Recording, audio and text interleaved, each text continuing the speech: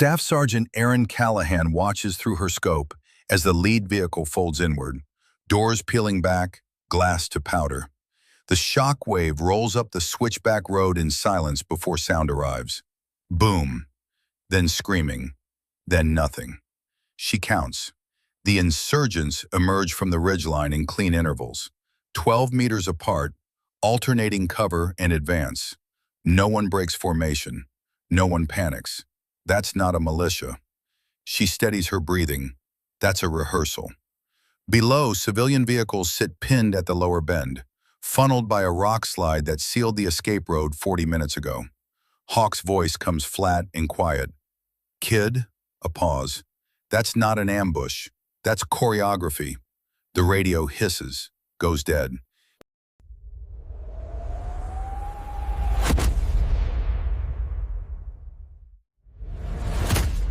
The hide site smelled like cold rock in her own breath. Erin had been up here for 11 hours, long enough that her left knee had gone from aching to numb to something beyond numb. A dull, ambient wrongness she had learned to file away and ignore. The sleeping bag insulation padding beneath her kept her off the bare granite, but barely. At 11,400 feet, the ground didn't just steal warmth. It took it methodically, degree by degree, the way a careful thief works a room. She shifted her weight 2 centimeters, no more than that. Any more was noise. The Overwatch position sat in a natural cleft on the eastern face of the ridgeline, the tactical map labeled RP7. The rock formation above curved outward just enough to break her silhouette against the sky.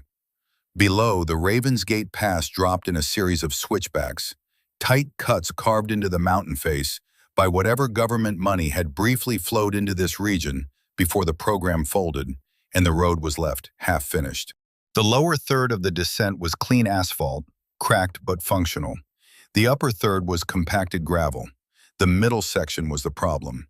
300 meters of road hanging off the mountain where the shoulder had partially collapsed, leaving one full lane in a prayer.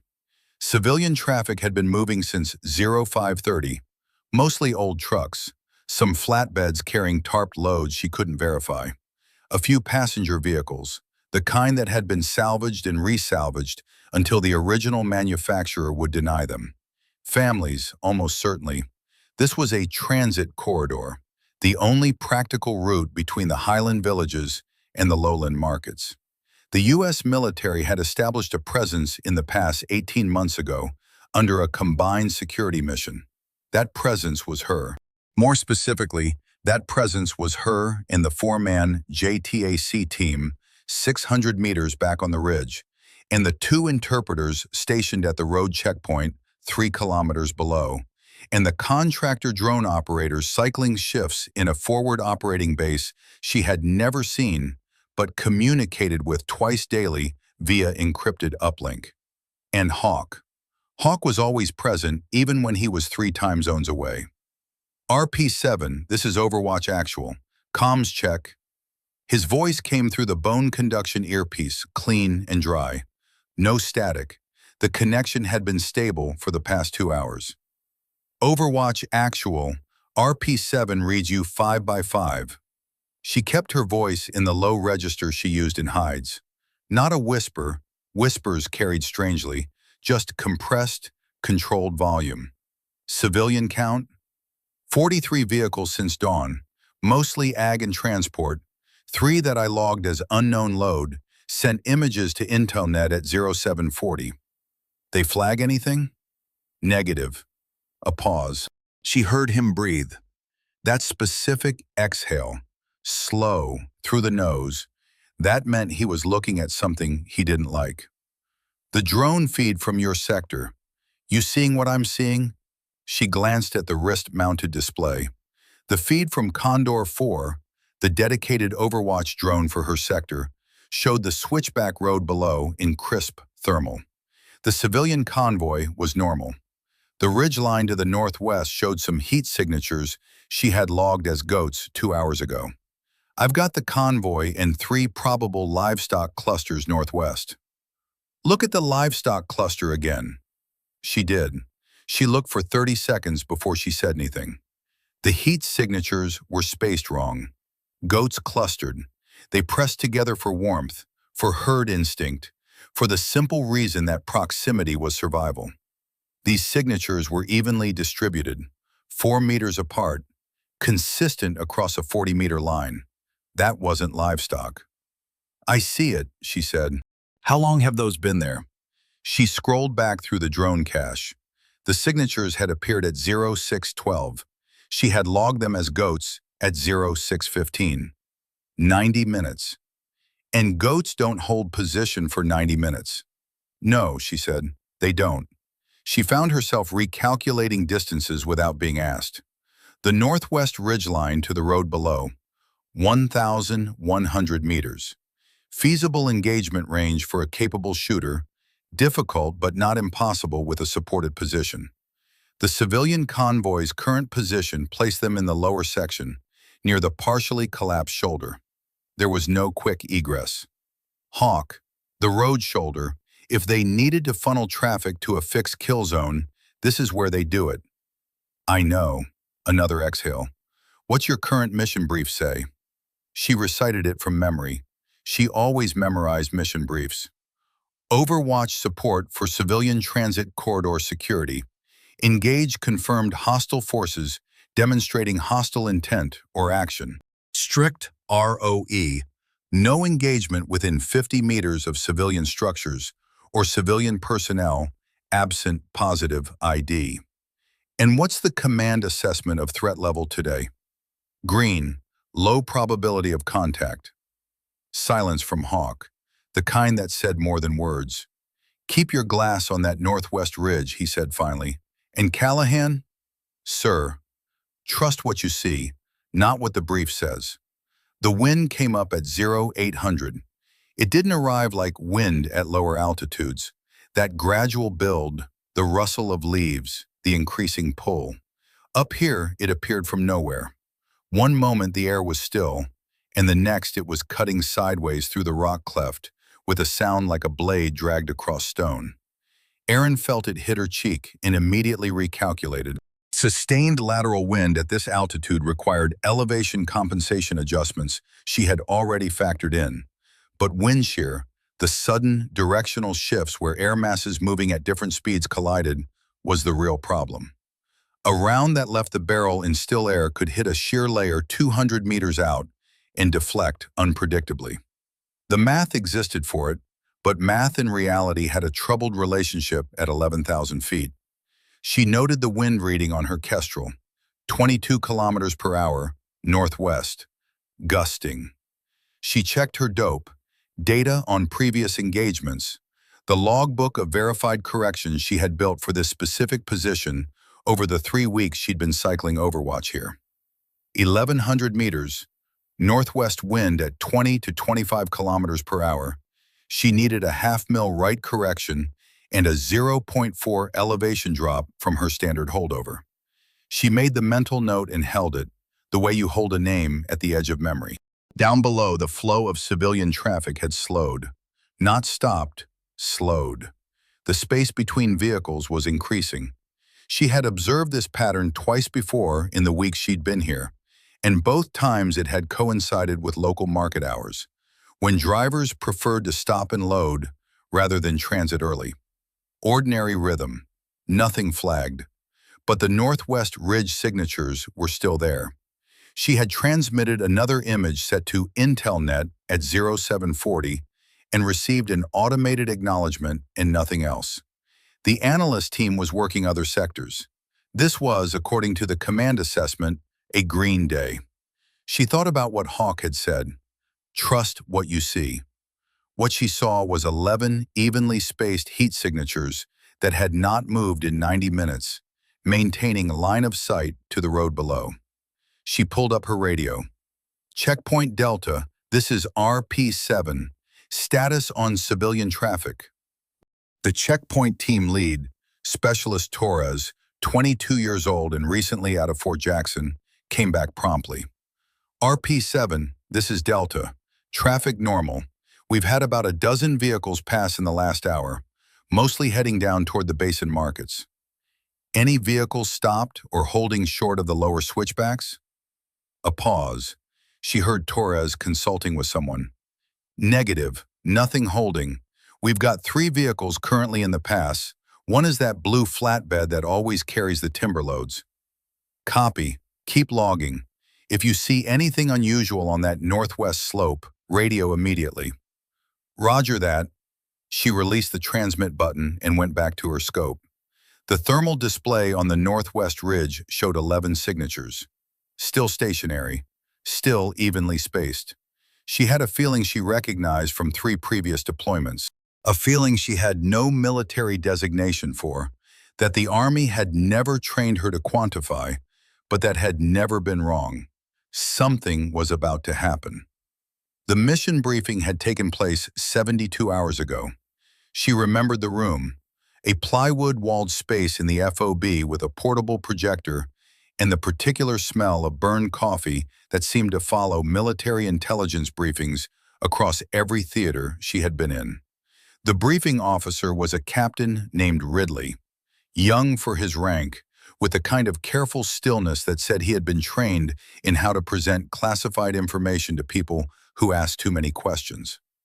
The intelligence picture for Ravensgate Pass, Captain Ridley had begun, indicates a moderate probability of insurgent activity in the next 72 to 96-hour window.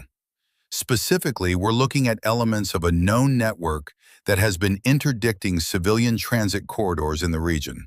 He had clicked through slides, maps, network diagrams with redacted names, satellite imagery of the pass itself, time-stamped and annotated with red circles. Erin had sat in the second row and watched him. The current threat assessment is green to yellow, Ridley continued. We don't have a confirmed attack plan. What we have is pattern of life data suggesting pre-operational surveillance of the transit corridor.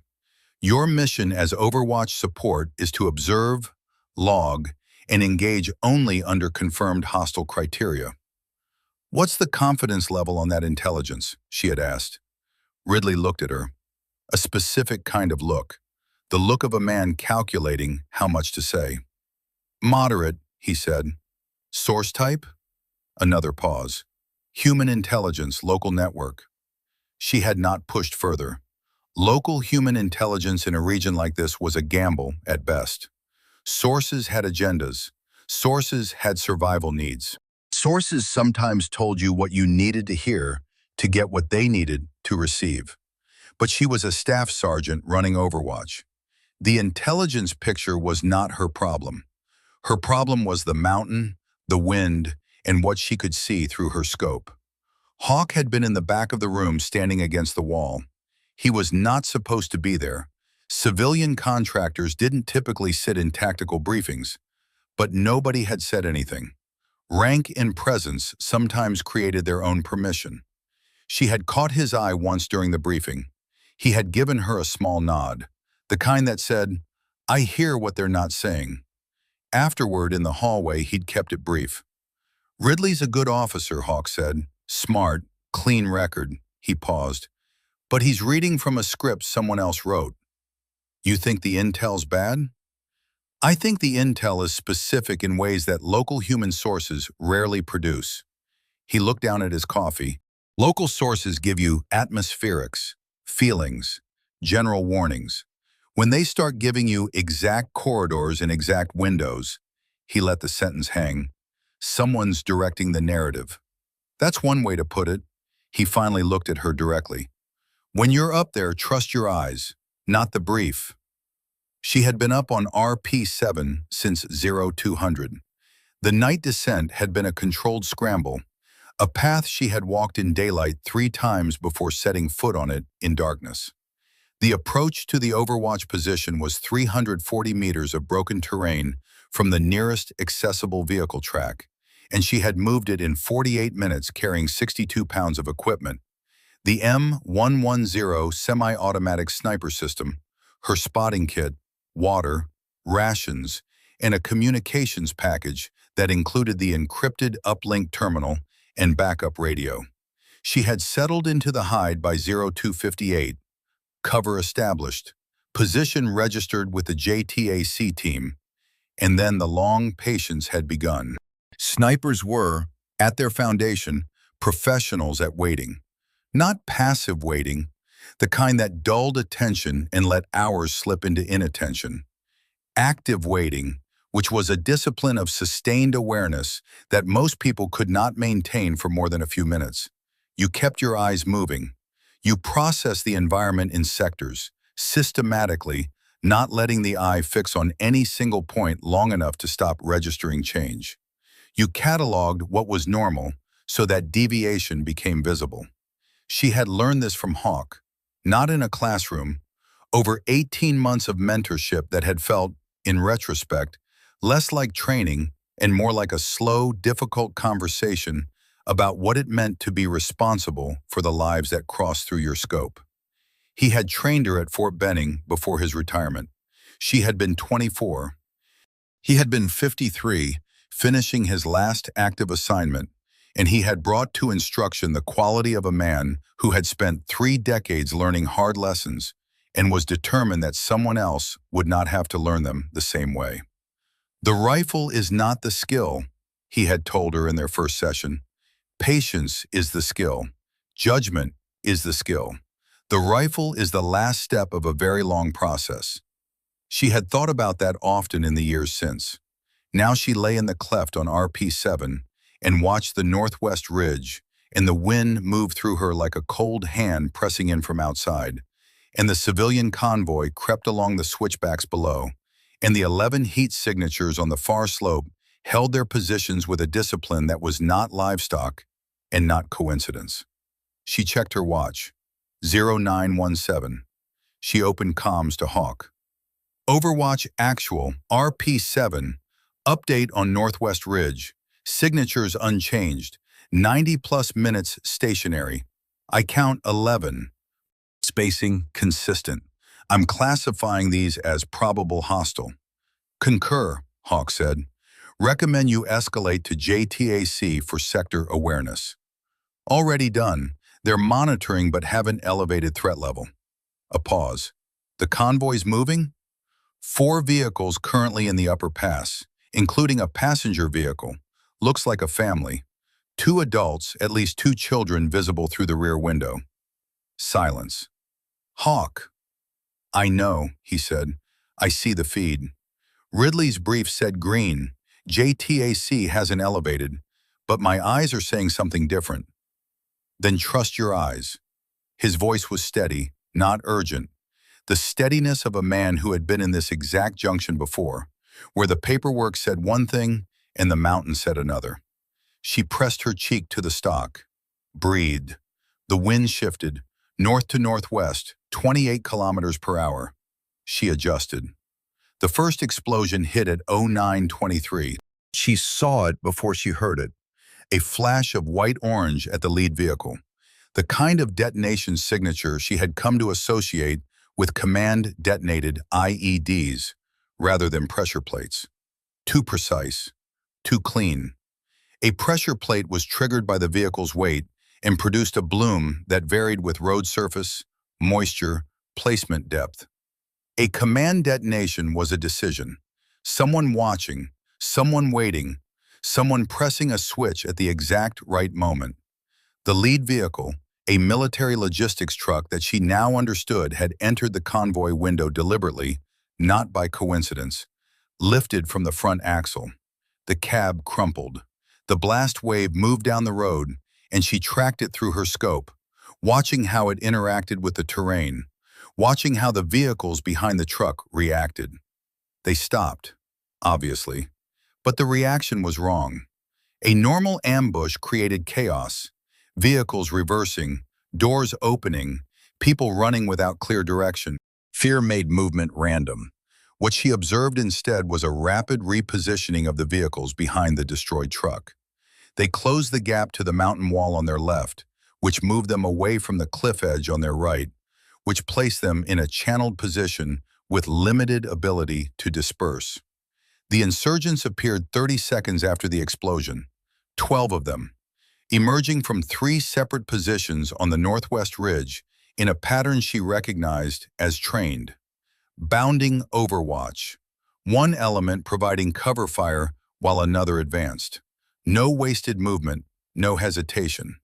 The fire they laid down was controlled bursts, short and directed, not the undisciplined full auto spray that characterized the untrained fighters she had encountered in this region before. These are not the insurgents from Ridley's brief. The thought was clinical and certain. Local insurgent networks in this region used RPGs and AKs and operated in small cells with limited coordination. What she was watching was a choreographed operation executed by people who had trained together extensively. She tracked the lead element through her scope. Something caught her.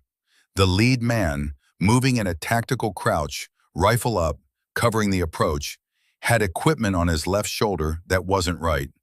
She adjusted the scope. High magnification, full zoom. A small device, flat profile, attached to the plate carrier with what appeared to be professional-grade hook and loop. An IFF transponder. Identification, friend or foe. The technology that told friendly aircraft and ground units that a given target was one of their own. She stared at it. She had one on her own kit. So did every friendly operator in this theater. So did this man whose insurgent unit had just destroyed a military vehicle and was currently engaging a civilian convoy. She did not fire. "Hawk," she said, voice very controlled. "Northwest Ridge element. Lead man, left shoulder. I'm looking at a friendly IFF tag." The silence on the other end was 3 full seconds. "Say again." "IFF transponder. Left shoulder mount. Standard US-compatible profile." Another silence, longer. "Don't engage," he said. His voice had changed. The steadiness was still there, but beneath it something had tightened. Something she recognized as the sound of a man who had feared exactly this and had hoped to be wrong. "Callahan, do not engage until we know what we're looking at." "I'm not engaging, but there are civilians trapped on that road." "I know." Below her, the convoy had been effectively pinned. The attack force continued its careful advance. The family in the passenger vehicle, she could see the rear window through her scope. The small faces pressed against the glass had not moved. "Hawk," her voice stayed level. "Someone wants this to look messy." "Yes," he said, "they do." Her radio crackled once, hard static, then dead air. She pressed the transmit button. Nothing. She tried the backup channel. Nothing. The communications had been jammed. She did not panic. Panic was the luxury of people who had not spent years rehearsing for the moment when systems failed. She worked the problem the way she had been taught. Establish what you know, establish what you can do, and act within those constraints. What she knew: comms were down. JTAC team 600 meters back was almost certainly also jammed. The attack force on the Northwest Ridge bore IFF signatures consistent with friendly operators. The civilian convoy was pinned with no egress. The attack was proceeding with disciplined, professional execution. What she could do: observe, document, and engage. But the ROE required confirmed hostile criteria, and she was currently looking at men who wore the same identification technology she wore. She pulled the backup communications package from her kit. The emergency radio, battery-powered, short-range, no encryption. She keyed it. Got static. Tried 3 frequencies. Static on each. Full spectrum jamming. Someone had brought equipment capable of blanketing every frequency she could reach. That kind of equipment was not available to local insurgents. That kind of equipment was military grade. She pressed back against the rock and thought very carefully for approximately 4 seconds. Then she began documenting. The M110 had an integrated camera mount on the Picatinny rail above the scope. She had her phone in her left cargo pocket with a high-resolution camera. She started shooting photographs through the scope eyepiece. Not the most precise method, but functional for imagery she could transmit if she re-established comms. The lead element had reached the road. They were moving along the civilian vehicles. She watched through her scope as they directed the drivers out at gunpoint. Controlled, efficient, no unnecessary violence. The operation looked like it was designed to generate documentation, images that would later support a narrative about a dangerous ambush in the pass. Choreography, she thought, and heard Hawk's word exactly as he had said it. The family vehicle, she tracked back to it. The two adults were out of the vehicle. The children remained inside. One of the attackers was approaching the passenger door. She had her finger outside the trigger guard. She was not going to fire on someone bearing a friendly IFF without higher authority guidance. That was the protocol. That was the line. But she watched the attacker approach the vehicle, and she cataloged his face through the scope, and she thought, if he opens that door in a way that threatens those children, protocol has a limit. He didn't. He stopped at the vehicle, looked in, looked away, moved on. Something in her chest unclenched by a fraction. She kept documenting. The attack lasted 11 minutes. Then, as precisely as it had begun, it ended. The 12-man element withdrew in the same bounding pattern they had used to advance. They moved back up the northwest ridge in 3 coordinated groups, and within 4 minutes they had disappeared over the crest and were gone. The scene they left was calculated for effect. The destroyed lead vehicle was burning. 2 civilian trucks had been forced off the road and sat at damaged angles on the shoulder, not over the cliff edge, she noted, precisely placed to look catastrophic without causing real structural harm to the road. The civilian personnel had been displaced to a holding position 50 meters from their vehicles. She counted. All of them were upright, no visible casualties. That was the detail that sealed it. A real ambush produced body counts. This one had destroyed 1 vehicle, displaced 12 civilians, and left everyone alive. Proof of concept. Terror with documentation. No deaths to create an international incident. Her comms came back at 0941. The jamming had lifted the moment the withdrawal completed. RP-7, this is JTAC lead. We lost comms. What's your status? Over. She keyed the radio. JTAC lead, RP-7. I'm code 1. Attack force has withdrawn. Civilians appear uninjured. I have full documentation of the engagement. Copy, RP-7. Command is requesting your direct report. Stand by. She waited, lying in the cleft with the cold rock against her chest, and the wind cutting through the position.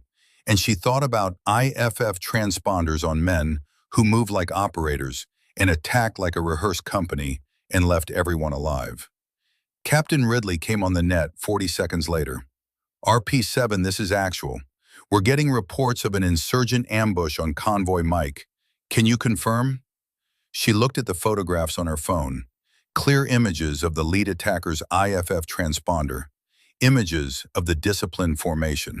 Images of a withdrawal so precise it looked like an after-action review exercise. Actual, she said, choosing words with the care of someone stepping across a minefield. I can confirm an attack on Convoy Mike. I have documentation of the engagement that I need to transmit for full picture assessment. A pause. Can you confirm the attackers were hostile forces? She held her breath for 1 second. She looked at the photographs. Actual. I have documentation I need to transmit before making that assessment. Request immediate comms window for full data upload. Another pause. Longer. Copy, RP-7. Transmit when ready. She began preparing the upload. She tagged every photograph with timestamp and GPS coordinates. She wrote a short notation on each. IFF, transponder visible. Disciplined formation. 0 civilian casualties. Withdrawal completed at 0939. Her finger hovered over the transmit button. Hawk's voice came back. The comms had re-established with him as well when the jamming lifted. Don't, he said simply. She looked at the transmit button. They need to see this. If you send that through standard uplink, command processes it, it gets tagged, it gets buried, and you become the problem. His voice was patient and exact. Hold that data. Physical only until we know who we can trust. She took her finger off the transmit button. She didn't send the photographs through the standard uplink. Instead, she downloaded them to a USB drive from her emergency kit and sealed the drive into an inner pocket of her plate carrier. Someone orchestrated this, she said. Yeah, Hawk said. And in his voice, she heard something that was not surprise, something older than that, the sound of recognition. You've seen this before. He didn't answer for a moment. Let's get you off that mountain first, he said. Then we'll talk. She kept her eyes on the northwest ridge. The wind moved through the rock cleft and across her face, and the pass below was quiet now. The civilian families emerging carefully from where they had sheltered. The burning truck producing a column of black smoke that rose straight up in a brief moment of stillness before the wind took it and tore it apart. Mountains remember what reports erase. She didn't know where that thought came from. It arrived whole, the way the truest thoughts sometimes did, and it settled in her chest and did not leave. She began preparing to relocate to her secondary hide position. She moved at 10:15. The relocation to secondary hide, designated RP7 Bravo on her personal map, unnamed on the official tactical overlay, required crossing 180 meters of exposed ridgeline in daylight. She did it in segments, using the rock formations for cover, moving in the intervals when the wind shifted and reduced visibility from the northwest slope. 3 minutes of exposure, total. She had rehearsed it in her head during the final hour at the primary position. The secondary hide was tighter, a shallow depression in the rock face, partially covered by a ledge overhang, with a natural channel in the stone that gave her a clean line of sight down the pass, while concealing her profile from the northwest ridge. She had identified it on her first day at RP7 as a fallback. Standard practice, you always had a fallback.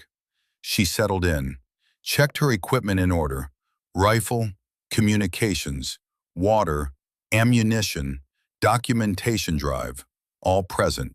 She did a chamber check, rounds seated, safety engaged, and then she re-established her scope picture of the northwest ridge. The ridge was empty, or appeared empty. She reminded herself what appearing empty had cost her earlier. She keyed comms to Hawk. RP7 Bravo, relocated. Northwest ridge currently shows no signatures. Thermal imaging, clean. Copy. The JTAC team? Still at primary support position. I've got voice comms with Sergeant Kowalski. They're maintaining overwatch, but comms were jammed, same as mine. He said Command sent a drone to photograph the convoy site. Command's drone. Hawk let that sit. Not the sector drone. No, a different asset. He didn't have the origin. Meaning someone wanted their own imagery? That's how I read it. She heard him doing something. Paper maybe, or a keyboard. In all the years she had known him, she had never been sure what his actual workspace looked like. He existed in her mind as a voice attached to a deep operational knowledge and a moral compass that pointed consistently toward a direction most people found inconvenient. Callahan, he said, I need to tell you something about this operation, but not over comms. A pause. When you extract, we talk in person. That's going to be a while. I know. Another pause. Be careful today. Not just the usual careful. The kind of careful you use when you don't know who's watching. She absorbed this. You think I'm being observed? I think this operation had moving parts that required coordination. And coordination requires people at multiple positions. His voice stayed even. That northwest ridge element didn't assemble there in the night by accident. Someone had advanced knowledge of your sector assignment. The implication landed clearly. Someone with access to the mission brief. She thought about Captain Ridley reading from his projector slides, and the careful stillness in his face, and the way he had answered her question about source confidence with a single word. Moderate. I'm going to stay eyes on, she said. Good, but Callahan, Document everything you see, not through standard uplink, physical only. You understand? Understood. The wind shifted again. She adjusted her scope picture. The pass below had resumed a kind of normalcy. The civilian vehicles were slowly reforming, the families collecting what had been displaced during the attack. The burned truck being approached by what looked like a local emergency vehicle from the checkpoint below. Life resuming around the evidence of violence, the way it always did in places where violence was a recurring condition, rather than an exception. She set her eye to the scope and began the active wait again. The first probing shot came at 11:08. She heard it before she processed what it was. A supersonic crack in the air above the hide, the specific sound of a bullet passing close enough that the pressure wave was audible. Not a miss by much, a deliberate near miss. The calling card of a sniper who wanted you to know they had your position. She did not move. This was the first rule when you were being probed. Stillness. Any reaction, flinching, rolling, repositioning rapidly, confirmed your location precisely. The shooter had a general area. She would not give them an exact one. She breathed, counted to 8, breathed again. The shot had come from the east. That was wrong. Everything that had happened today had come from the northwest. The attack force, the jamming, the disciplined withdrawal, all northwest. But this shot had come from a position on the eastern face of the ridgeline, which meant either the operation had two elements or someone had repositioned during the chaos of the past hour and a half. She began moving her scope picture in slow, careful degrees toward the eastern approach. Scanning for a sniper was different from scanning for a fire team. A fire team left traces, body heat, equipment reflections, movement patterns. A good sniper left almost nothing. You were looking for the absence of what should be there. A rock that didn't have a shadow where it should. A patch of terrain that was slightly too uniform. The human mind, even well-trained, struggled with sustained, perfect stillness. And that struggle eventually expressed itself as a micro-movement that a patient observer could catch. She scanned for 4 minutes. She found him in the 3rd minute, but waited the 4th to be certain. East face, 940 meters. A natural fold in the rock where two ridge formations overlapped created a horizontal gap approximately 2 feet wide. In that gap, a shape. The shape was not a rock because rocks did not have the subtle geometric regularity of a rifle scope housing catching indirect light at a low angle. She had him. She did not engage. The ROE still applied, and now she had a second problem to add to the first. There was a second shooter in this operation, positioned east, which meant she had been bracketed. Northwest and east. The two angles meant that any movement she made in the hide was potentially visible from one of the two positions. She keyed to Hawk immediately. Second shooter, east face, 940 meters. I have position but no target confirmation. Say again, second shooter? Separate from the northwest element, single, stationary, east ridgefold. Silence. She could feel him recalibrating. That's not in the op pattern, he said. No, it's not. Are they in communication with the northwest element? I can't determine that. Comms are clear right now, no jamming, but I can't intercept their frequency. Okay. His voice went into the register she thought of as his operational mode, stripped of everything except what was needed. The east position is a counter sniper. They know there was an Overwatch asset on RP7. They're here specifically for you. I had that read. Which means the northwest element wasn't the whole operation. This was. She thought through what he was saying. The attack on the convoy, the IFF transponders, the professional execution, the zero casualties, had been designed to create documentation. Evidence of an insurgent operation that could be submitted to justify something. But there had also been a counter-sniper positioned to observe, and if necessary, eliminate any Overwatch witness who might contradict the official account. The attack wasn't the operation. She was part of the operation, the part designed to be silenced. Hawk. I know. What are they trying to justify? A long pause. When you extract, he said, in person. The wind intensified at noon. It came in sustained gusts now, 35 to 40 kilometers per hour, channeled by the rock formations of the pass into directed blasts that hit the overwatch position with enough force to shift loose rock on the ledge above her. The temperature had dropped 6 degrees since morning. At altitude, 6 degrees was the difference between cold management and cold problem. She ate 2 protein bars from her kit without lowering the scope, drank water in measured sips.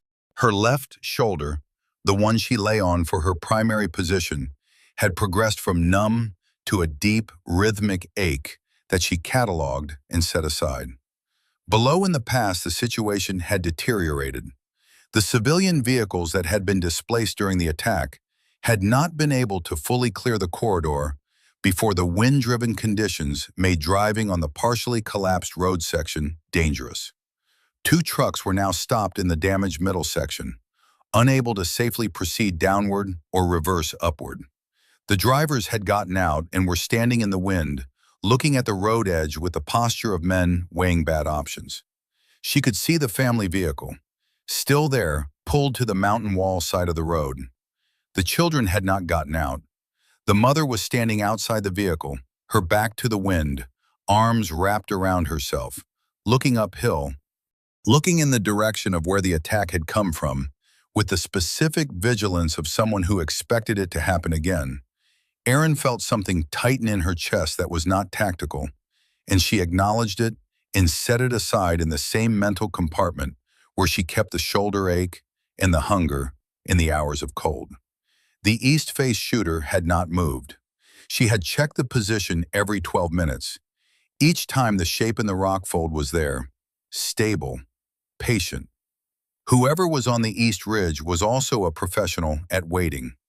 She found herself involuntarily thinking about them as a person, not as a target, a person who had training, who had gotten up this morning and positioned themselves on a cold mountain face with a rifle and a mission that involved eliminating a witness to a false flag operation, who was following orders the way she had been following orders, except their orders led somewhere she could not go. She thought about the IFF transponder again.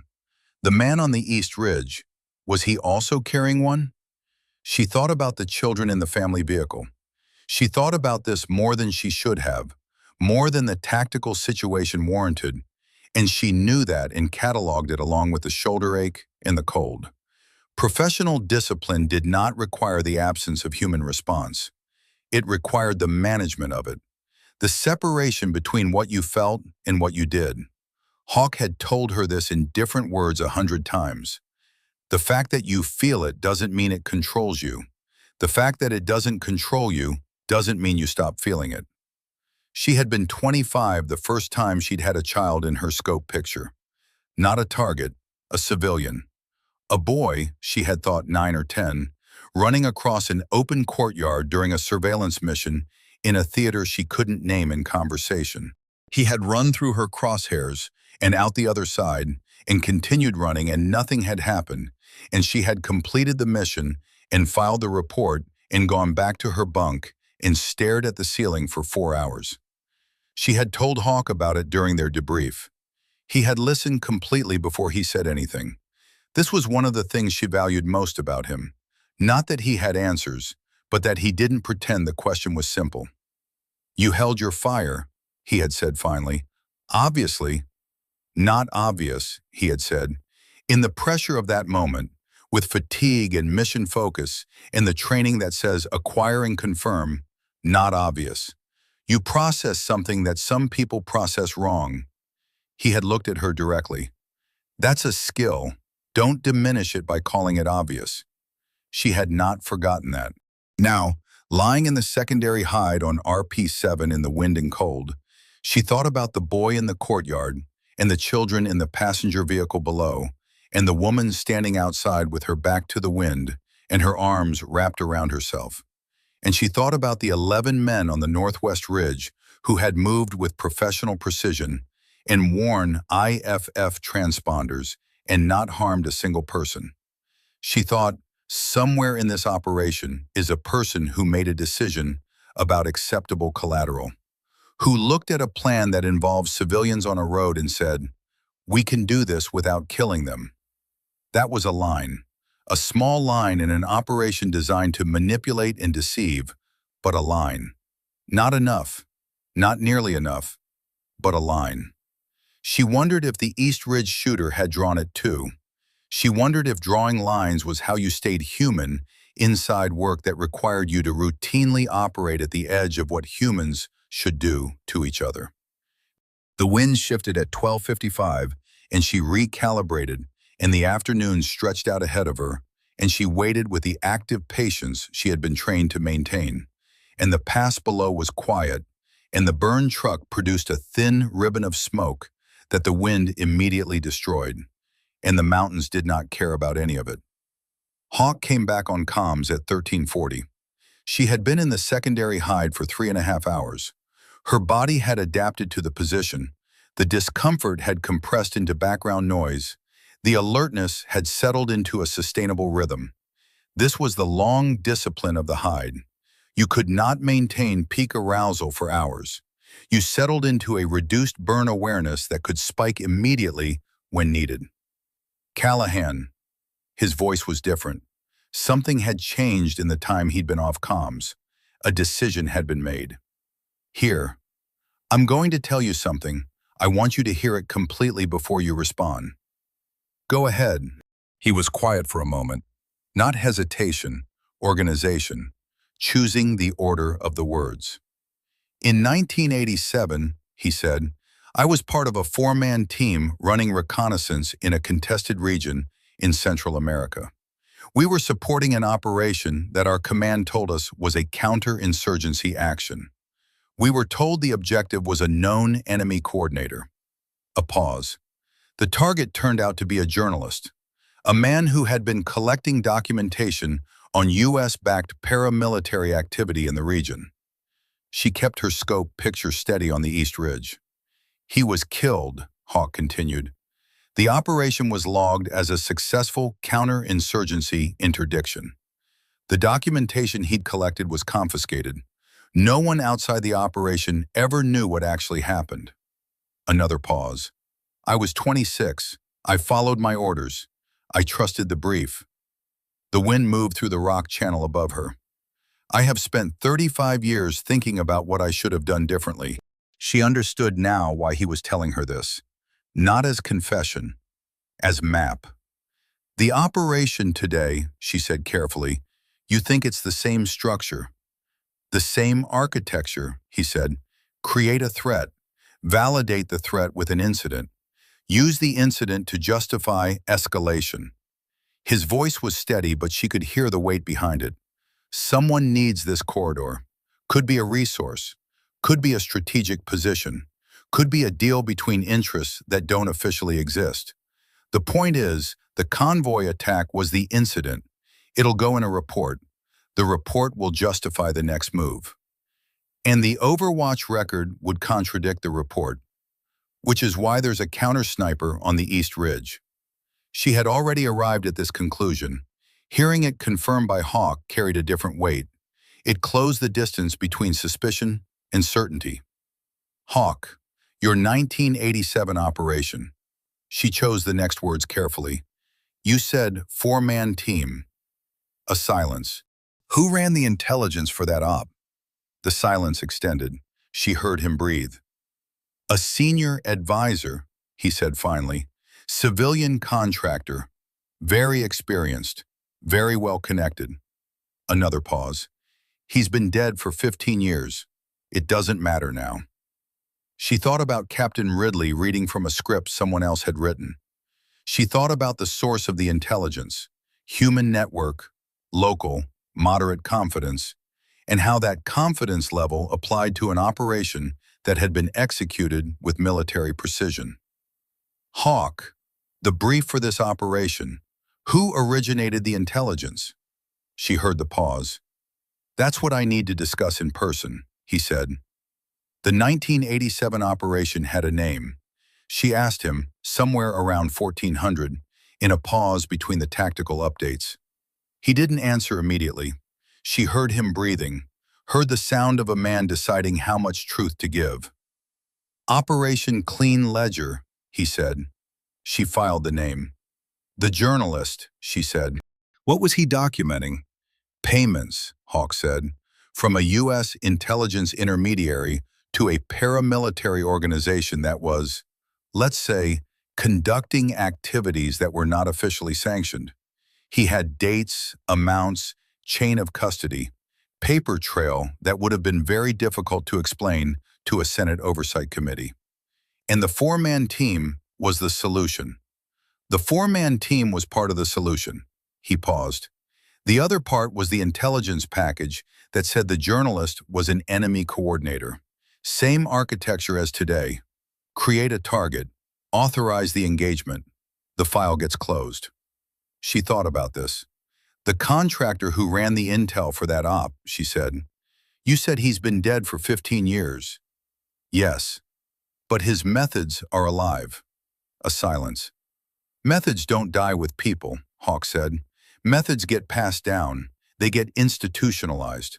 They become the way things are done when the official way isn't producing the right results. A pause. The people running today's operation didn't invent this. They learned it. Someone taught them that it worked. And nobody went after it at the source. I didn't go after it at the source, he said quietly. That's the 35 years I told you about. She heard the weight of that. Not guilt performing itself for her benefit, real weight. The kind that settled in a person over decades and didn't announce itself unless someone created the conditions where it had to be spoken. Hawk, she said his name carefully. Why did you take the contractor position on this op? The silence was long enough that she thought the comms had cut out. Because the intelligence package for your sector assignment had a specific profile I recognized, he said finally. The sourcing language, the confidence framing, the way the threat was scoped just broad enough to require Overwatch support, but just specific enough to generate a clean engagement opportunity. He paused. I've seen that package before. Different theater, different year, same structure. You think it's the same people. I think it's the same system, he said. People rotate. The system continues. Another pause. When I saw your name on the Overwatch assignment, I made some calls. Called in some favors I've been sitting on for a long time. Got myself attached as contractor advisor. His voice was very quiet now. I wasn't going to let it happen again. She lay in the hide with the wind and the cold and the scope picture of an empty ridge, and she thought about what it meant that a man had spent 3.5 decades carrying the weight of one mission and had positioned himself at 62 years old on the other side of a satellite connection to try to correct it. She thought about what it cost him to tell her that. Thank you, she said. He didn't respond to that. Maybe he didn't know how. Maybe the gratitude was too simple for what he was carrying. She let it stand, and they went back to work. At 14:20, she found the IFF tags among the bodies. The convoy attack site had been processed by the time a foot patrol from the checkpoint reached the road. Sergeant Torres had transmitted a report at 13:55. One vehicle destroyed, no civilian fatalities, evidence of attack collected. She had received that transmission and noted the line, enemy equipment recovered. At 14:12, Torres had transmitted a follow-up, uncharacteristically brief. Recovered items include possible comm equipment, sending images. The images came through on her wrist display at 14:20. 3 flat devices, photographed against the gravel surface of the road, small, rectangular, with the specific profile of US-compatible IFF transponders. They had been left behind, not lost, left. A retreating professional element does not lose 3 pieces of sensitive identification equipment. If those transponders had fallen off during a genuine withdrawal, the element would have recovered them. They were left because someone wanted them found, or because the retrieval order had come too late and the elements had already cleared the area. She photographed her wrist display with her phone camera and added the images to her USB documentation. Hawk, when she relayed the Torres report, was quiet for a long time. They left them deliberately, he said finally, or they were told to abandon site faster than planned. Why would the timeline accelerate? She thought about it. Because something changed, something in the operation that required faster execution than briefed. What changed between the attack and the withdrawal? She went back through the timeline. The attack had begun at 0923. The professional element had withdrawn at 0939. 16 minutes total. The original attack pattern, based on what she had observed, looked designed to run 20 to 25 minutes. The element had cut it short. Something had changed at 0923 plus 16 minutes. At 0939, or just before. She ran through her memory of those minutes. The attack, her documentation, the comms jamming, her decision not to engage. Her decision not to engage. She had not fired. A sniper in overwatch position with clear sight lines to the attacking element, and she had not fired. And someone watching the operation from a higher level had seen that. From a drone, from the East Ridge position, from a command monitor, and had made a decision. The professional element had withdrawn early because the Overwatch sniper had not engaged. Because if she had engaged, if she had shot one of those IFF tag men, the operation would have escalated beyond control. There would have been a friendly fire investigation. The IFF tags would have been in the forensic record from the beginning. Her restraint had broken their timeline. They pulled back because I didn't shoot, she said. Hawk's silence confirmed it before his words did. You did the right thing, he said. It was also tactically lucky. Sometimes those are the same thing. The East Ridge shooter changed position at 1511. She caught the movement at the edge of her peripheral awareness. The thermal display on her wrist showed a heat signature shifting 40 meters south along the east face. The new position was better. Lower angle, more direct line of sight to the secondary hide location. Whoever was on the East Ridge had either received updated intelligence about her relocation or had spent the past hours working out the geometry themselves. She had approximately 20 minutes before the new position was established and stabilized. After that, any movement from the secondary hide would be observable from two angles simultaneously. She transmitted to JTAC lead, RP-7 Bravo, be advised I have a second hostile element on East Ridge. Counter sniper, repositioning, request drone coverage of East Face grid reference 77 Alpha. The response came back in 40 seconds. RP-7, JTAC is checking asset availability. Stand by. 90 seconds passed. RP-7, Condor 4 is redirecting to your grid. ETA 8 minutes. 8 minutes. The East Ridge shooter would have their new position established in 20. She had a window. She used the window to transmit a partial sitrep through standard comms, carefully worded, containing nothing about IFF transponders or the counter-sniper's potential affiliation. Just, second hostile element observed, East Face, counter-sniper profile, routine reporting language. The kind that created a time-stamped record without triggering the specific review channels that would route her full assessment to whoever was monitoring this operation. She was learning to construct the record carefully. Hawk had also come back on comms. The order is coming, he said without preamble. She didn't need to ask what order. When? I don't know the exact timeline, but the operation generated its incident. The documentation is being processed. The next phase will be a tasking for your position to engage a high-value target to complete the operational picture. They want me to fire. They need a sniper report, hostile engaged by Overwatch. It closes the loop on the incident documentation. The convoy attack plus Overwatch engagement equals confirmed insurgent activity equals justification for escalation. She absorbed this. They needed her shot, not to kill a target, to create a record. A line in a report. RP7 Overwatch engaged one hostile element at grid reference X.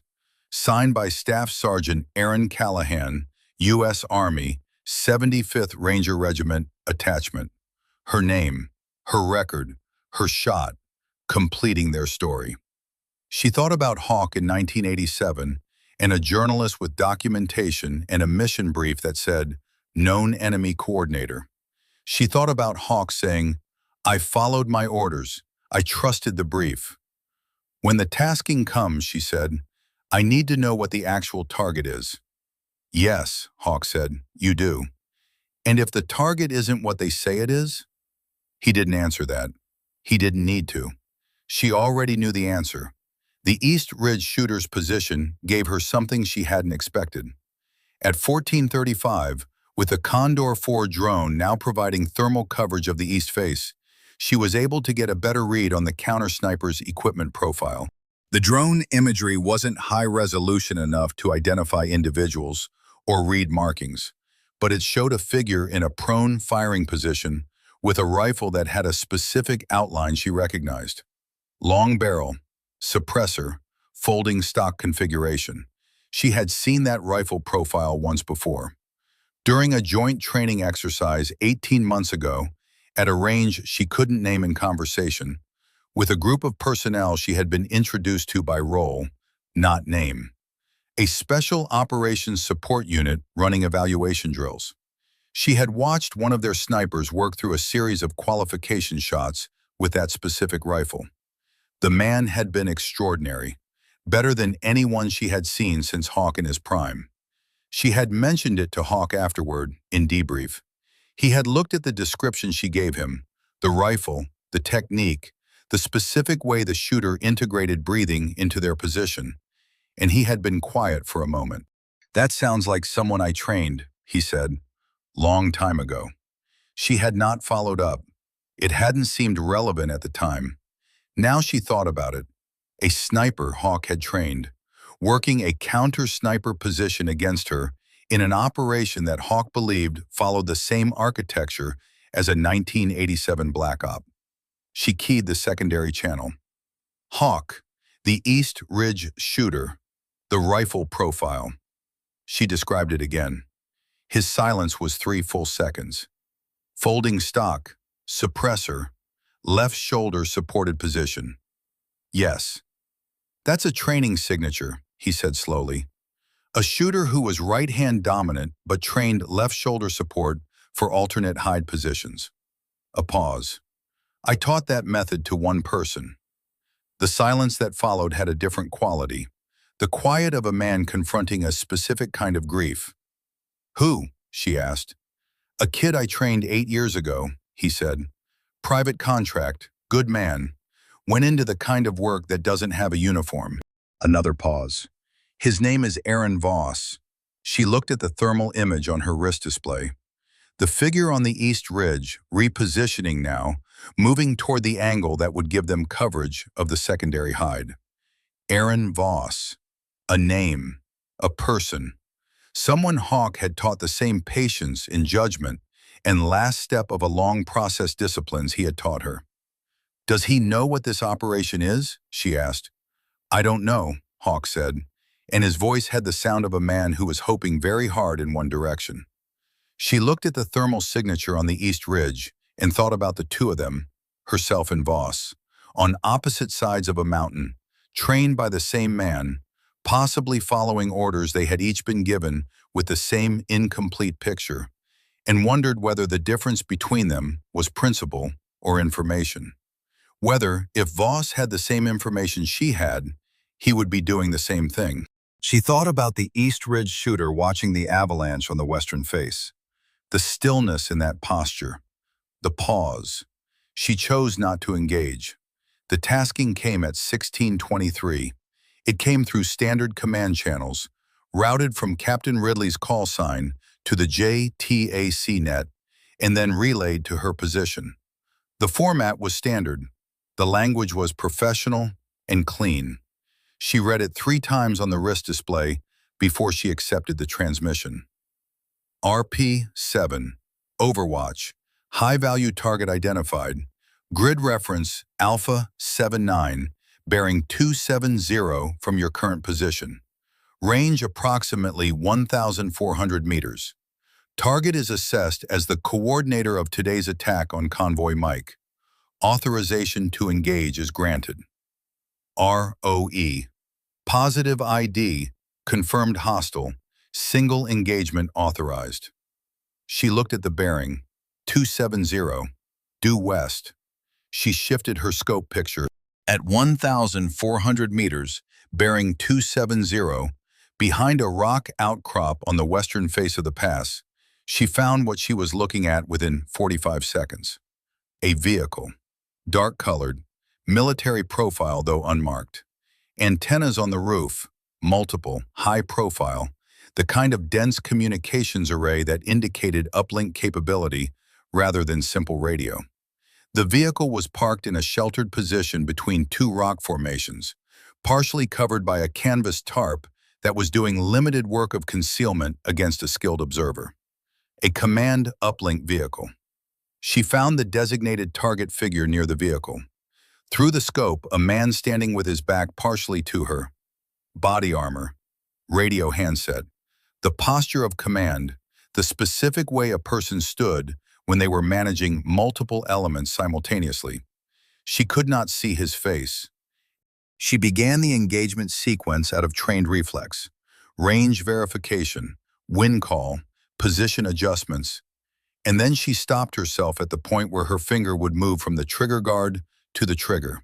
She did not fire. Instead, she spent 4 minutes studying the vehicle, the antenna configuration, the cable routing between the communications array and the vehicle cab, the position of the supporting personnel, 2 of them on the north and south approaches, the canvas covering the driver's side windows. She had seen this specific vehicle configuration once before. A year and a half ago, during a pre-deployment briefing at Fort Liberty, there had been a slide in the intelligence package showing a friendly command communications vehicle used by a special operations support element in Central Asia. The antenna configuration was identical. She opened comms to Hawk on the secondary channel. "I found the target, western face, 1,400 meters. She paused. "It's a command uplink vehicle, military profile. The antenna array matches SOCEUR support configuration." A very long silence. "Where exactly is it positioned?" She gave him the coordinates. She heard him cross-referencing something, papers again, or a screen. The sound of a man who had been doing this work for decades and could process what she was telling him against a mental archive of similar situations. "Callahan," he said finally, "that vehicle is running the op." "I know. The man you're tasked to engage is standing next to it. I can't get a face. He's turned partially away. Don't shoot him." "I wasn't going to shoot him," she said it evenly. "I was going to shoot the antenna array." Another silence. "That triggers an avalanche warning protocol," she said. "The rock formations on the western face. I checked the terrain survey. The outcrop above that vehicle position is in a Class 4 instability zone. The blast signature from a disabled electronics array could trigger displacement. You'd lose your position." "Yes." "And they'll know you disabled their uplink deliberately." "Yes." "That makes you a problem that needs to be solved." "I'm already a problem that needs to be solved. There's a counter-sniper on the East Ridge." She kept her voice level. "The difference is that right now I'm a manageable problem. If I fire the task shot, I become complicit, and complicit people don't get to keep documenting." Hawk was quiet for a long moment. "You'd be burning your career," he said. "Best case. Worst case." "I know the worst case." Another silence. She could hear him thinking. "Hawk," she said it carefully, "your 1987 operation. You said you spent 35 years thinking about what you should have done differently." He didn't answer. What would you have done differently? The silence stretched. 8 seconds. 10. The wind moved through the rock channel, and the afternoon light was starting to angle. And the command uplink vehicle sat at 1,400 meters, with its antenna array pointing at the sky. I would have broken the uplink, he said quietly. Then I'm going to break the uplink. She did not fire immediately. She spent 22 minutes preparing. The first thing she did was transmit a carefully worded report through standard channels. RP7 Overwatch. Target assessment in progress. Positive ID check required before engagement. Authorization confirmed. Standby. This created a time-stamped record that she had not refused the tasking. She had delayed for procedural compliance. The distinction was thin, but it was a distinction. The second thing she did was move to a tertiary firing position, a ledge outcrop 15 meters from the secondary hide that gave her a slightly cleaner sightline to the western face, while putting stone above her head in the direction from which the East Ridge shooter would have their angle. It was not perfect cover. It was better than nothing. The third thing she did was check her ammunition status. She had 11 rounds remaining in the current magazine and 2 full spare magazines on her kit. The antenna array was hardened equipment. She would need multiple impacts on specific components to achieve the kill she wanted. She mapped the array in her scope. Primary uplink dish, 1 shot. Secondary antenna cluster, 2 shots, possibly 3. Coaxial power conduit running between the array and the vehicle cab, visible as a 30-centimeter section of black cable where it exited the vehicle roof. 1 shot. 4 shots minimum. She had the rounds. The fourth thing she did was make contact with Hawk. I'm going to need you to do something after I fire, she said. What? The documentation on my USB drive. If this goes bad, if they take me or I go off comms, I need that data to surface somewhere it can't be suppressed. I know people, he said. That's already planned. Something in that already planned gave her pause. How long have you been planning for this? A pause. Since I saw the mission brief. She absorbed that. Not anger. Something more complicated. He had known the shape of what was coming and had deployed himself into the contractor position to be her backup. Not just as mentor, as operational partner, as the person who would carry the evidence out if she couldn't. You should have told me earlier, she said. Yes, he said, I should have. No qualification, no explanation, just the acknowledgement of a man who had made a call and was living with it. I'm sorry, Callahan. She believed him. After I fire, she said, the East Ridge shooter is going to move on my position. How much time do I have? From the shot to their response? Probably 90 seconds to 3 minutes, depending on their standing orders. Enough to relocate to the northern cleft. Barely. Barely is fine. She settled the scope on the primary uplink dish. Wind, 31 kilometers per hour, northwest. Range, 1,387 meters by laser. She made her calculations. She loaded the holdover data into her mental firing solution the way she had been doing since she was 24 years old, in a range at Fort Benning, with a gravel-voiced instructor standing behind her telling her that patience was the skill, and judgment was the skill, and the rifle was the last step of a very long process. She breathed in, breathed out, found the bottom of the breath. She pressed the trigger. The 22 minutes of preparation were not entirely tactical. She spent the first 12 on the practical elements, the firing position, the ammunition count, the escape route. She spent the last 10 in a state that was not quite stillness and not quite thought. The space between decision and action where, in her experience, the truest assessment of a situation became available. She thought about what firing this shot would cost. Not the career. She had thought about the career and set it aside. It was a real cost, but it was a calculable one, and calculable costs could be borne. She thought about what it would mean in the record of her service to be the staff sergeant who disabled a command vehicle instead of engaging the designated target. There would be an investigation. There would be a process. The process would be run by people who had an interest in a specific outcome. She thought about what it would mean if she didn't fire.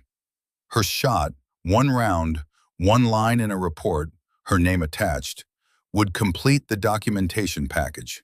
The convoy attack plus Overwatch engagement. Confirmed insurgent activity.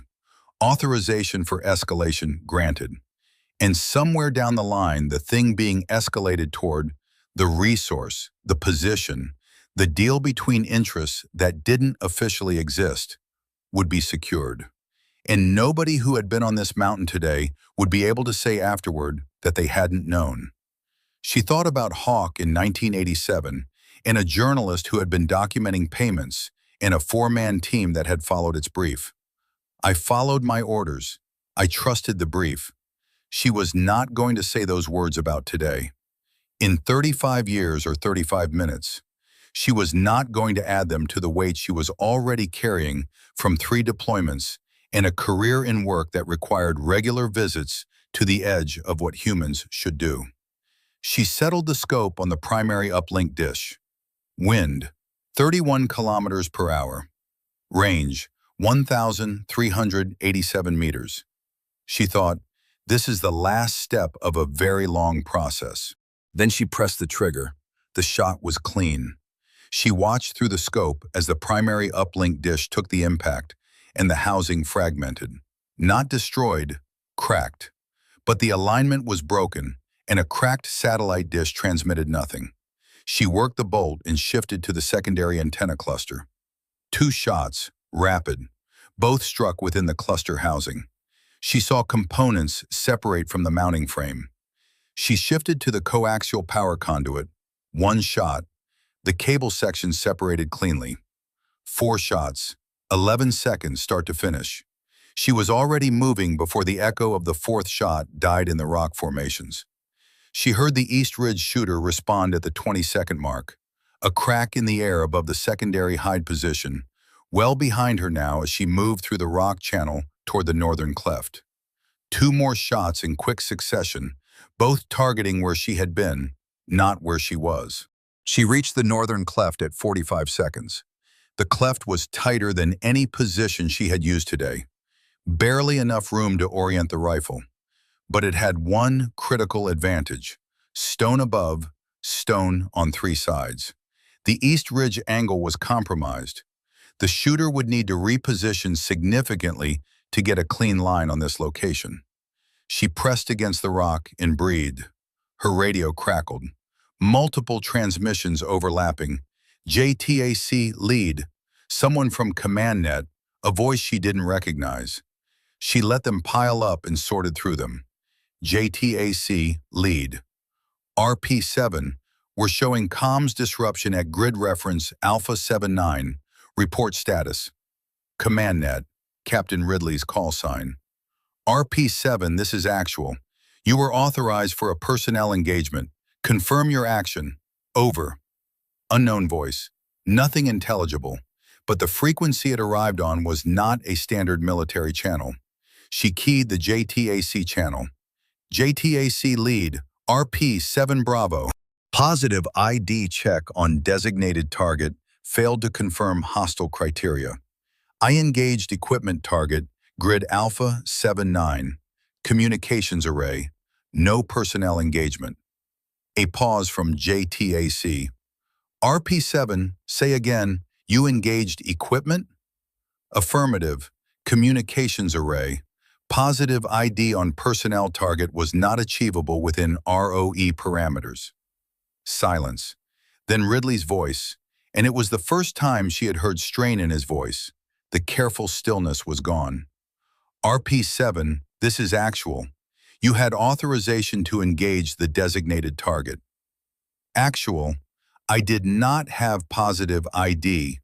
Her voice stayed level. ROE requires positive ID before personnel engagement. I did not have it. I engaged the equipment target to deny communications capability to a suspected command element. A long silence. Stand by, RP-7. She stood by. She checked her ammunition. 7 rounds in current magazine, 2 full spares. She checked the USB drive, still in the inner pocket, sealed. She checked her escape route from the northern cleft. Viable, difficult, requiring a descent she had not rehearsed, but could manage. Hawk came on the secondary channel. I heard, he said. The counter-sniper is repositioning. I know, I have Condor 4 feed. A pause. Callahan, the uplink vehicle is moving. They're bugging out. Good. The counter-sniper is not retreating. They're still coming. I know. She checked the scope picture through the narrow gap the northern cleft allowed her. Movement on the east ridge. The heat signature had shifted again, this time moving downward. Closing distance. They're trying to get below the cliff line. They want an angle that negates the rock cover. How long before they have it? She did the geometry. 12 to 15 minutes. Callahan, the avalanche. I know. She had known it since she made the decision to fire on the uplink array. The rock displacement on the western face from the antenna shots had been audible. She had heard stones shifting above the command vehicle's position, the specific grinding complaint of fractured rock under accumulated tension. The western face was unstable. The shots had accelerated whatever timeline the geology had been working toward. She heard it at that moment, a deep, low sound that she felt in the rock against her back before she heard it in the air. Not an explosion, a surrender. The mountain releasing stress it had been accumulating for longer than any of the humans currently on its face had been alive. The avalanche began on the western face at 1712. She watched through the narrow scope gap as the snow and rock moved, slow at first, the way avalanches always look slow from a distance, and then accelerating, and then the sound arrived, and it was enormous. The command vehicle's position disappeared under a white cascade. The canvas tarp went first, then the vehicle itself, and then the entire rock formation shifted and reset and was quiet. She looked at the east ridge. The counter-sniper had stopped moving. They were looking at the western face. In the scope, even at this distance, she could read the posture. Not tactical assessment, not threat evaluation. Understanding. The operation they had been part of, the one they had been following orders for, the same way she had been following orders for hers, had just buried itself under 6 meters of mountain. She thought about what Hawk had said. Rival sniper may also be manipulated asset. She looked at the still figure on the east ridge.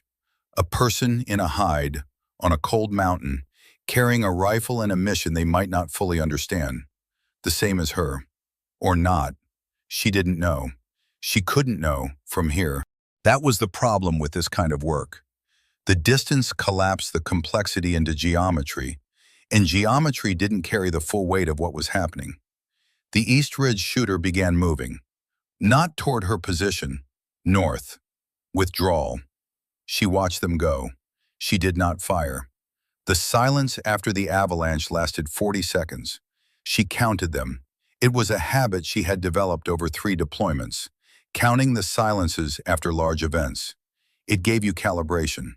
A silence that lasted under 20 seconds meant the environment was still processing the shock. A silence past 30 seconds meant animals and people had gone to ground and were making decisions. 40 seconds meant the decisions had been made and the next actions were already in motion. At 41 seconds, the East Ridge shooter resumed their withdrawal. At 43 seconds, a transmission came through on JTAC net. At 45 seconds, the command net went to controlled chaos. She monitored all of it from the northern cleft with her rifle oriented toward the East Ridge as a precaution while she processed the radio traffic. JTAC lead was requesting status on multiple elements simultaneously. The command net had at least 3 voices she didn't recognize, overlapping with Ridley's controlled but strained delivery. Someone was calling for a route assessment of the western face. The avalanche had blocked or compromised the road access to the Alpha 79 grid, which meant the command vehicle's position, even if the vehicle had somehow survived being buried, was now inaccessible. It hadn't survived. She had watched it go under. Clean, deep, final. She thought about the two personnel she had seen near the vehicle. She had not seen them in the final seconds before the snow came down. She hoped they had been fast. She hoped the fact that the vehicle had been partially sheltered by the rock formation had given them the seconds they needed. She did not know. She would not know. That was going to sit in her chest alongside the other things that sat there.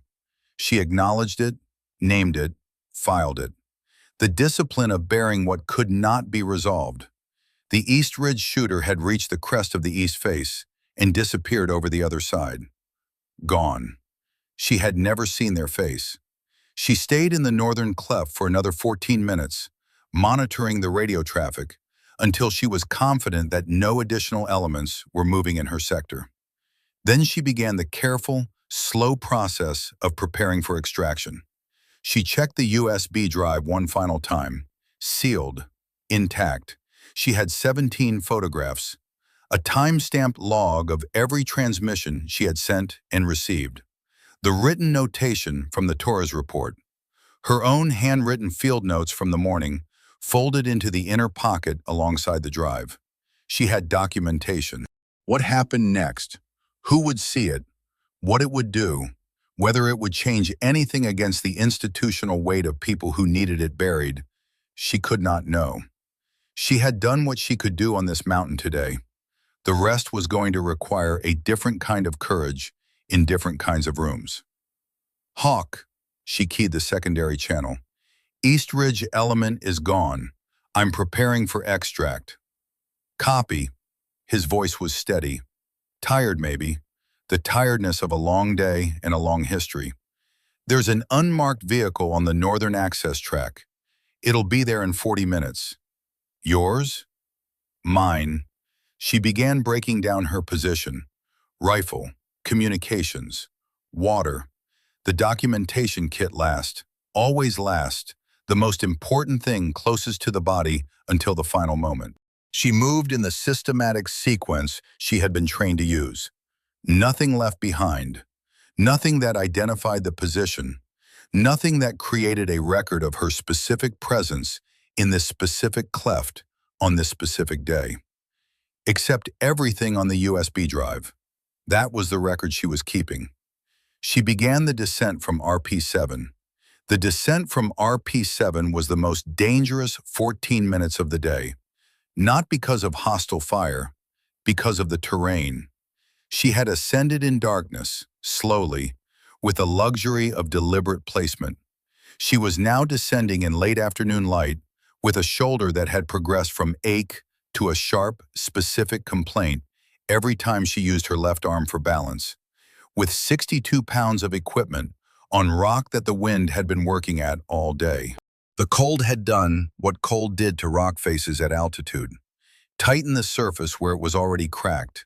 Made the foothold she had memorized feel slightly different underfoot. Pulled moisture from the air and deposited it in thin, nearly invisible films on the shadowed sections. She moved in three-point contact throughout. 2 feet in a hand, or 2 hands and a foot. She tested each placement before committing weight. She breathed in the rhythm Hawk had taught her for technical descents. Slow inhale on the stable moment, controlled exhale on the move. Nothing rushed. Her left arm complained on every reach. She cataloged it. At the 200-meter mark, she stopped on a broad shelf and did a field assessment. She peeled back her sleeve. No visible damage. The shot from the East Ridge had not hit her. She would have known immediately. The pain was accumulated strain from hours of isometric tension in the prone position, aggravated by the cold. Treatable. Not a tactical problem yet. She pulled the sleeve back down and continued. At 17:56, she reached the vehicle track. The unmarked truck was already there. Dark gray. No markings, no plates she could read in this light. The engine was running. She could see the exhaust rising in the cold air. She approached from the uphill side, Wide angle, rifle at low ready. Standard contact protocol, even with expected friendlies. The driver's window came down. Hawk, older than the mental image she carried.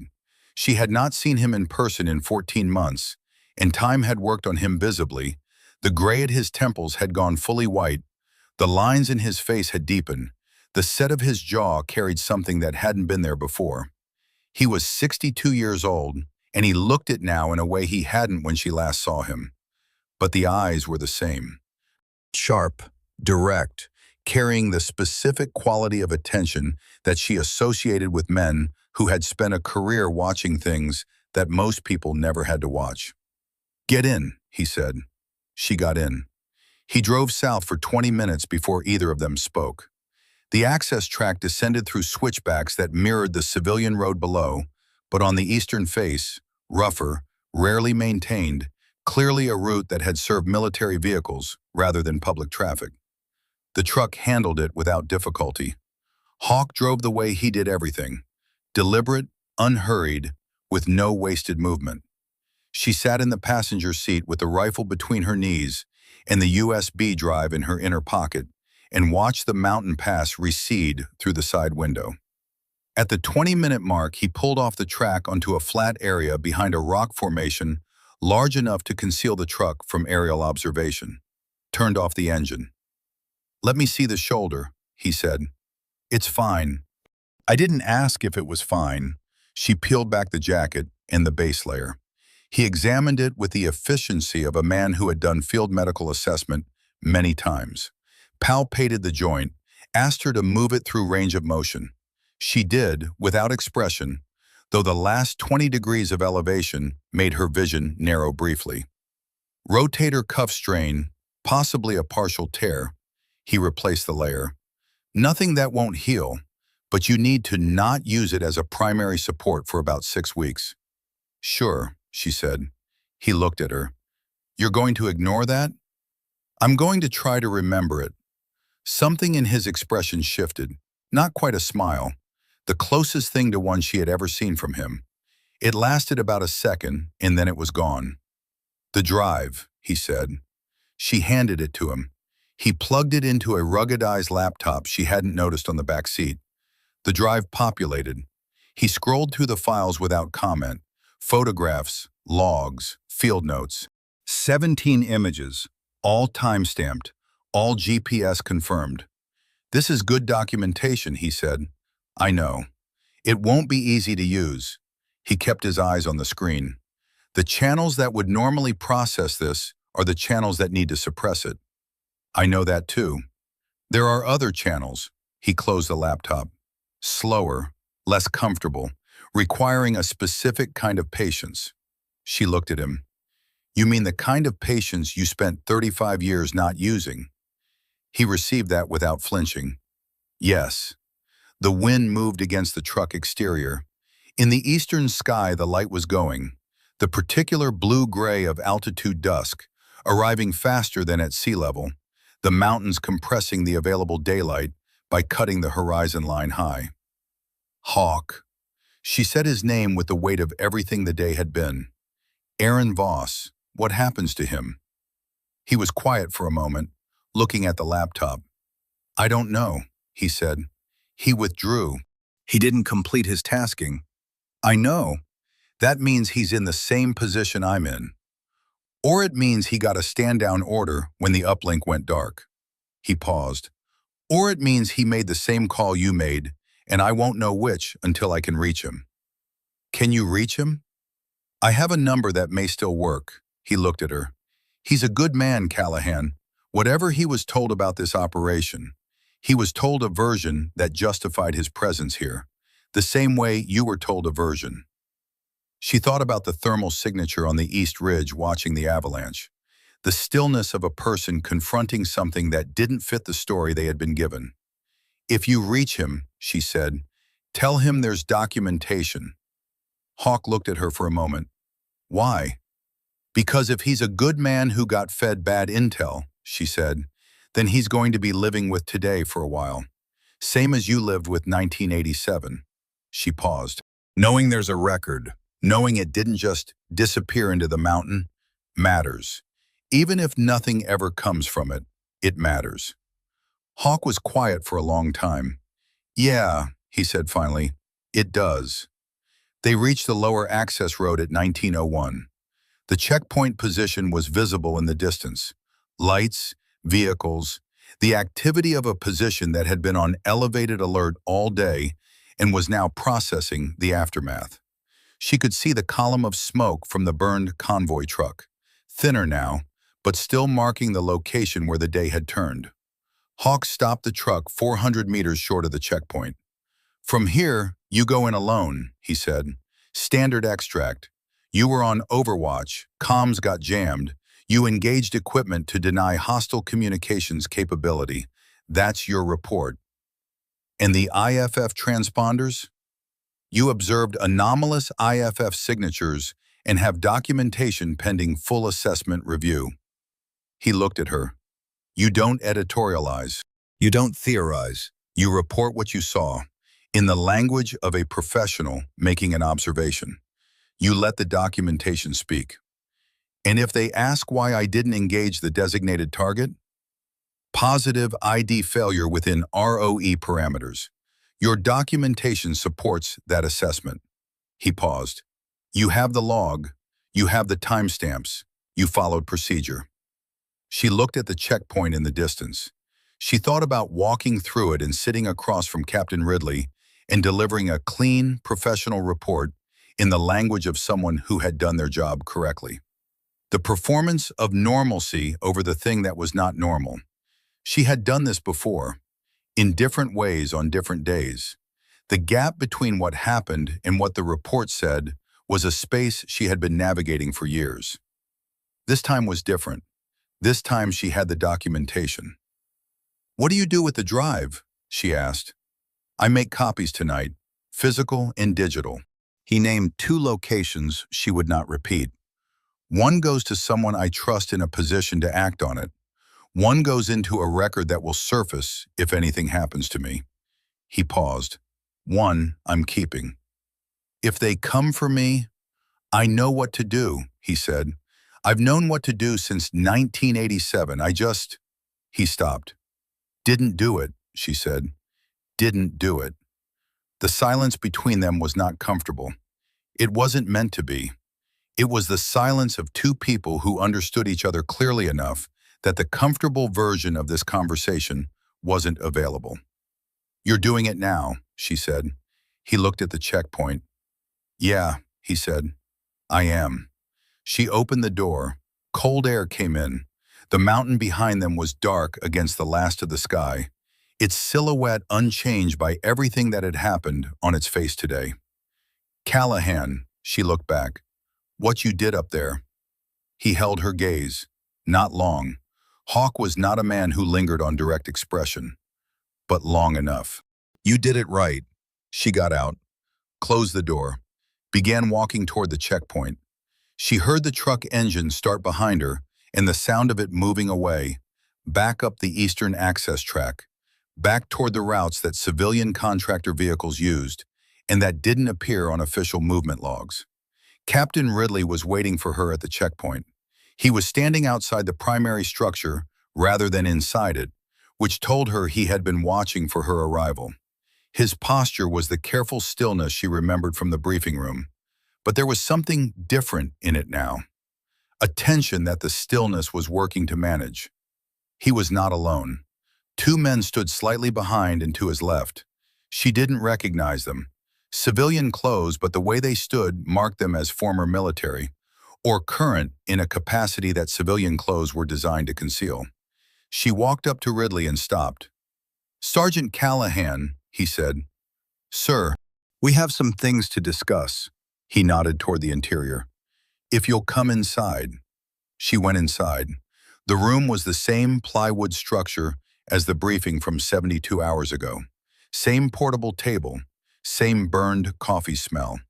The 2 men in civilian clothes positioned themselves near the door, not blocking it, but near it, the specific kind of near. Ridley sat across the table. She sat and held the rifle across her thighs and kept her expression professional and neutral. Walk me through your actions from 1430 hours today, he said. She walked him through it. Methodical, precise, professional language throughout. She reported the second shooter identification on the East Ridge. She reported the failure to achieve positive ID on the designated target within ROE parameters. She reported her decision to engage the communications array as an alternative action to deny hostile command capability.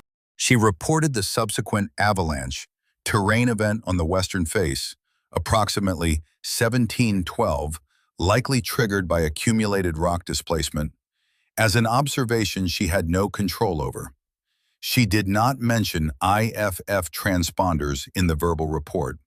She mentioned the documentation. I have a full imagery log from the engagement period, she said.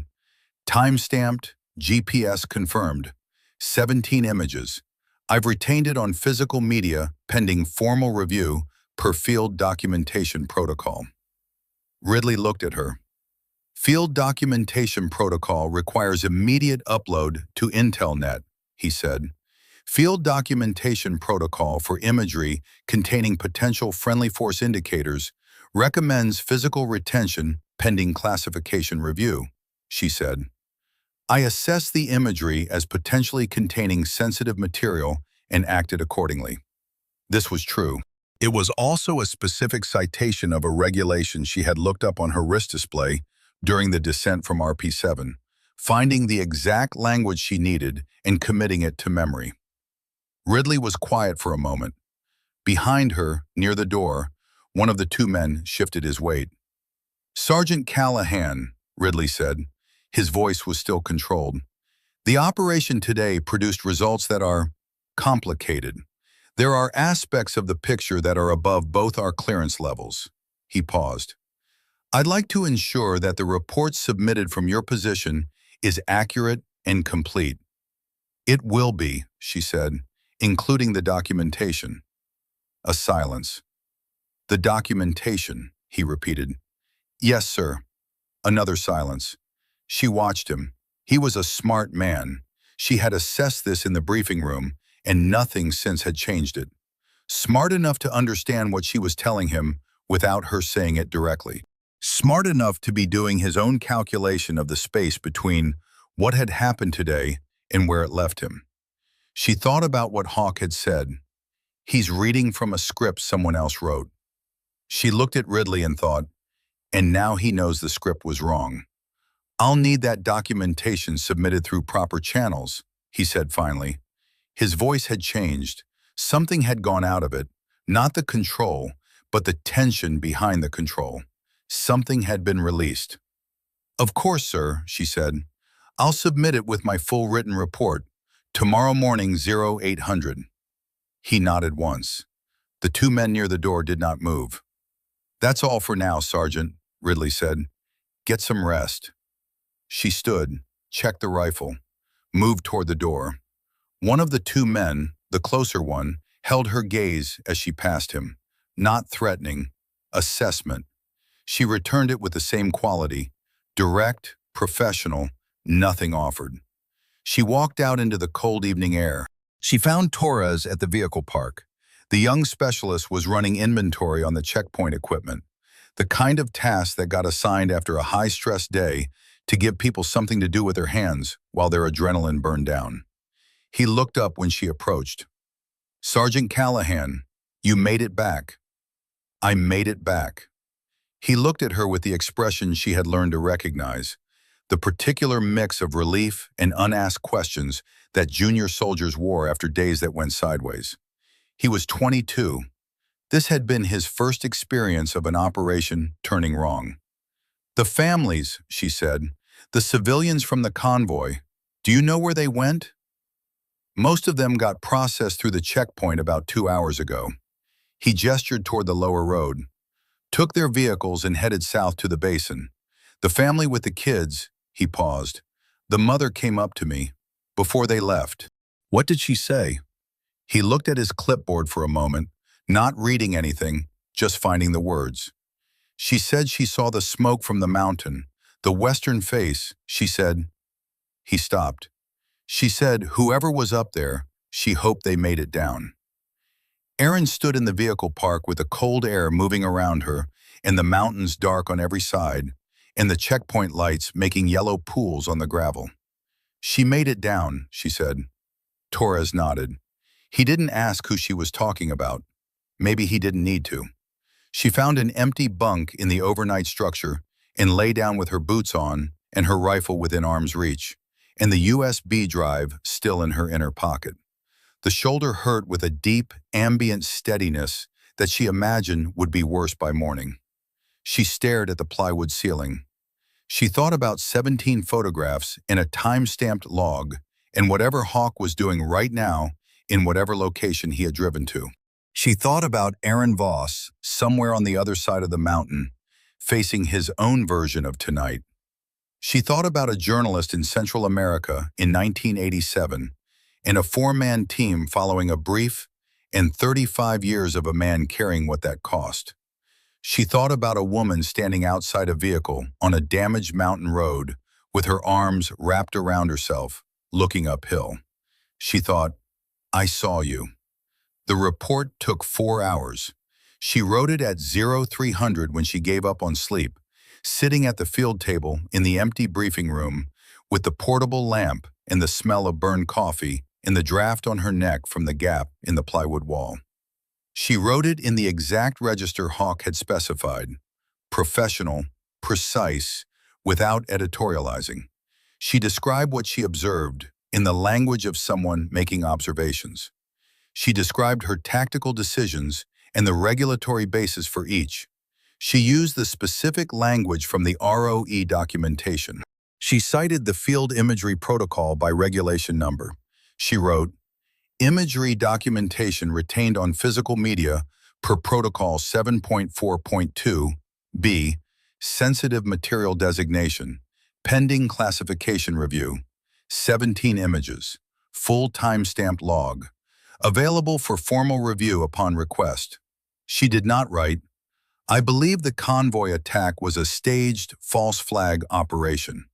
She did not write, the attacking element was carrying US-compatible IFF transponders. She did not write, the designated target was a command uplink vehicle running the operation. She wrote the observations that would support all of those conclusions without stating them, in the way that a record of facts stated clearly enough could carry the truth without requiring the author to be the one who drew it. At 0512, she sent the report through standard channels, with the documentation log attached. At 0517, she sent a second transmission, an encrypted file, a channel she had never used before, an address Hawk had given her on the drive south that she had memorized and would not write down, containing a full copy of everything. She closed the laptop. She sat in the empty briefing room and listened to the wind against the plywood walls and thought about what happened next. Not today, not this month, probably. Records move slowly. Evidence moves slowly. The machinery of institutions, even when it was working toward the right outcome, moved at a pace that felt like nothing was happening right up until something happened.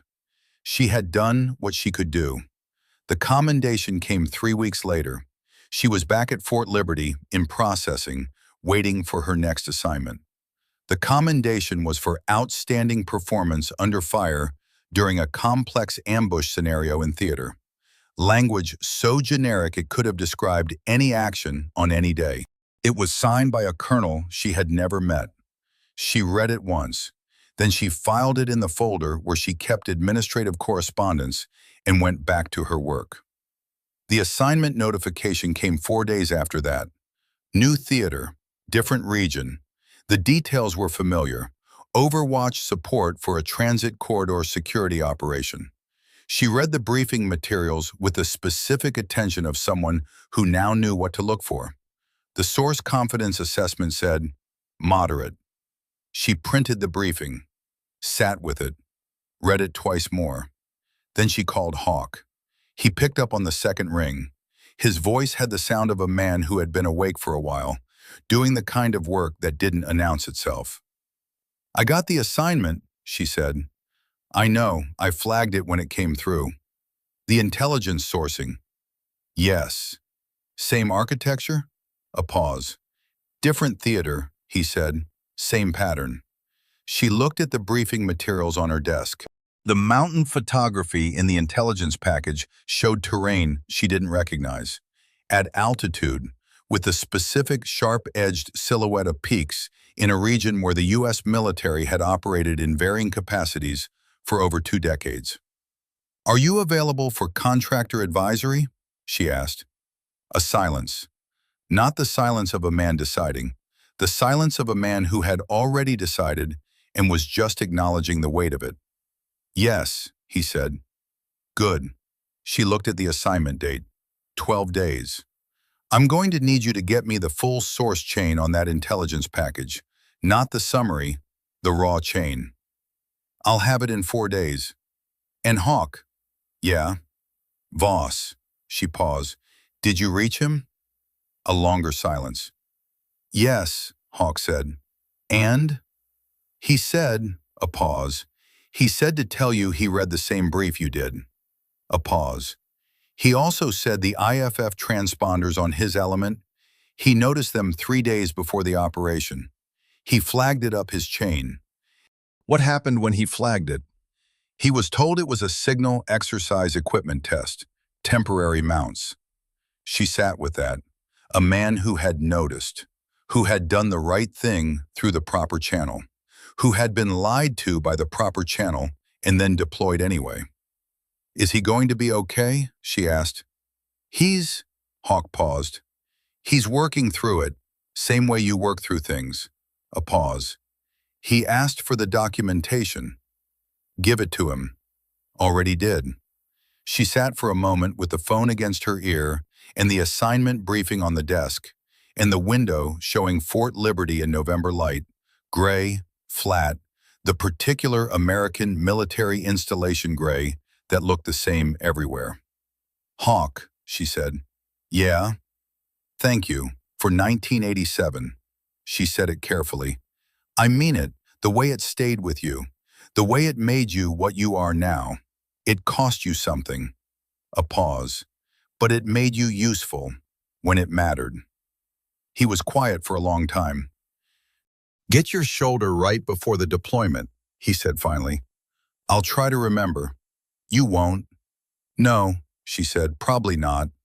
She heard something that might have been a short exhale, as close to a laugh as he ever produced, and then the call ended and she was sitting alone with the briefing materials and the assignment date and 12 days to prepare for a mountain she had never seen. She opened the briefing to page 1. She began reading it the way Hawk had taught her to read everything.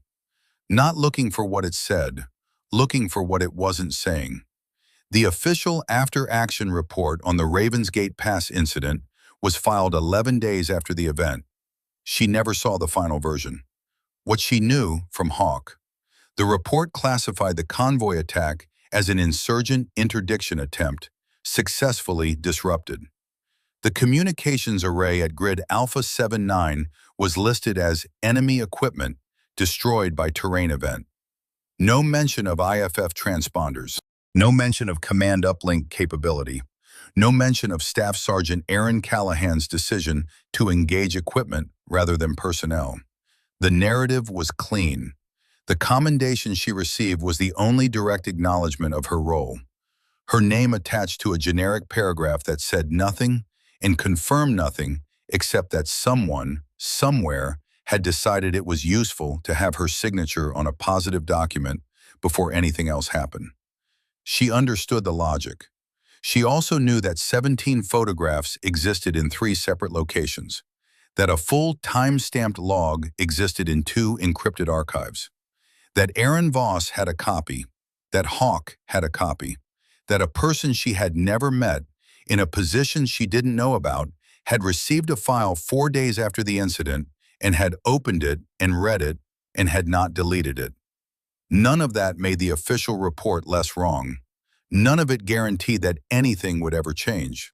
But Hawk had spent 35 years carrying 1987 partly because there was no record.